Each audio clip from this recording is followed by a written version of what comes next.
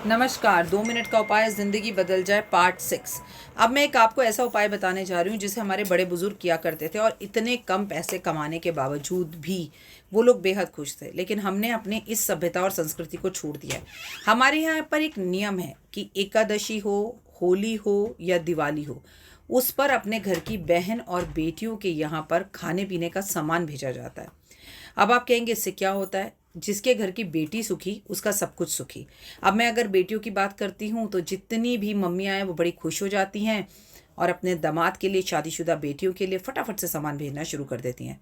लेकिन भाभियाँ एक बात भूल जाती हैं कि आपकी बेटी की भी ज़िंदगी में आने से पहले उस घर की बेटी जो थी वो आपकी नंद थी।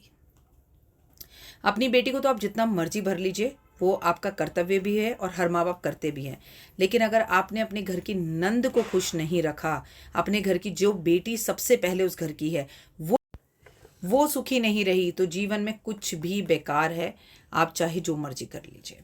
तो करना क्या है, हमारे यहाँ पर एकादशी वाले दिन, क्योंकि इतनी बड़ी एकादशी है, बिटिया के घर पे रूह अफ़ज़ा, खरबूजा, तरबूज, आम, चीनी, गुड़, आटा, सोना, चांदी, कपड़े, तांबा, पीतल, जो भी आप उसे भेजना चाहें आप उसे भेज सकते हैं।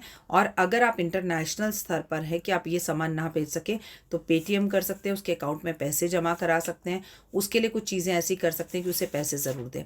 अब बात उनकी जिनकी बेटियां कुंवारी हैं। अगर आपकी बेटी कुंवारी है तो आज के दिन अपनी बेटी के पैर छुइए और उसके दोनों पैरों पर सफ़ेद चंदन का तिलक कराइए। चाहे आपकी बेटी 18 साल की हो या 20 साल की हो, उसे गले लगाइए, उसका आशीर्वाद लीजिए। और पिता और जो बेटी है आज के दिन साथ बैठकर खाना खाएं।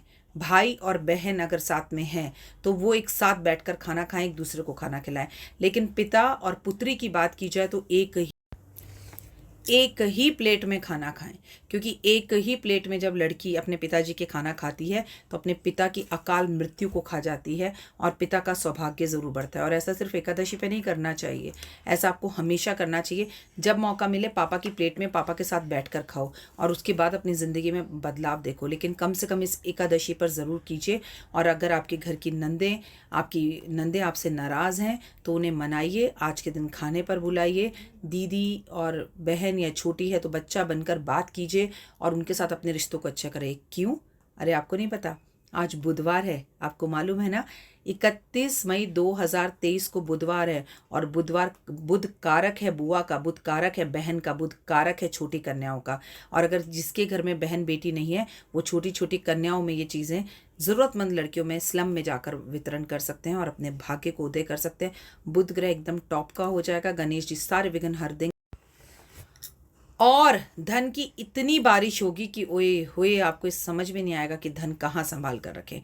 तो ये जादुई उपाय आपको एकादशी पर करना है। दैट इज़ ऑन 31 मई 2023, दिन है बुधवार का, जेठ का महीना और निर्जला एकादशी। हर कोई व्रत रखे, निर्जल रहे, कोई ज़रूरी नहीं है, कर्म करने हैं। और ये हमारा 6ठा एपिसोड है। अभी आपके साथ हमें 24 एपिसोड शूट करने हैं, जिसमें से 6 मैं आपके साथ पोस्ट कर चुकी हूँ। नज़र रखिए चैनल पर और देखते रहिए। और प्लीज़ इसे अपने व्हाट्सएप ग्रुप्स पर शेयर कीजिए। कर भला तो हो भला, ये भी एक बहुत बड़ा उपाय है। जय माता दी लिखिएगा, खुश रहिएगा, मस्त रहिएगा और इस एकादशी पर हरे कपड़े पहनिएगा। God bless you, love you all, take care, have a great day. जय माता दी।